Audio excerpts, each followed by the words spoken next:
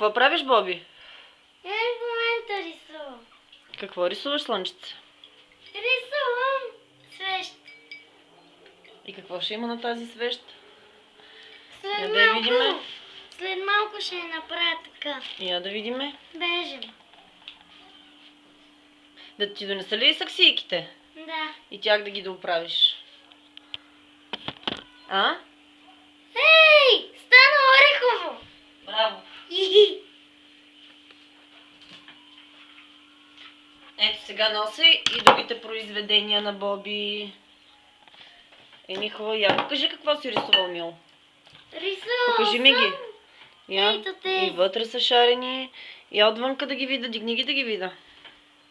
И отдолу са. О, чакай по-отблизо да я снимам. Разкошна е, Бобче.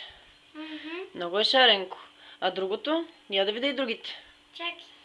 Тук да пробия. Защото трябва да е пробито. Там да има пясък, нали? Да си тече водичката от пясъчето.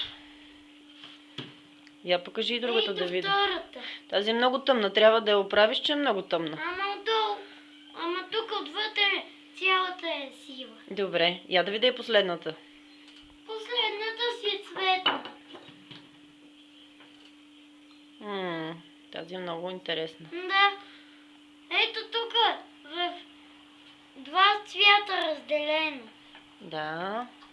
И отвътре. И отвътре. Чакай да я снимам и отвътре. Разкошна е, браво. Ще стане ли хубаво клипче? Ами ти ще кажеш. Имам предвид, че стане ли дълго. Еми аз сега те снимам, докато съм тук. Ръкавчето цялото е в бяла боя. Къде? От другата страна нищо. Нищо ще пее после. Къде? Къде е бяло? Нищо, нищо. Другия? Отдолу ръчичката ти, мами. Видях. Нищо. Ето към малко. И каква ще стане тази свещ? Чакай. Ето да видиш бежевото.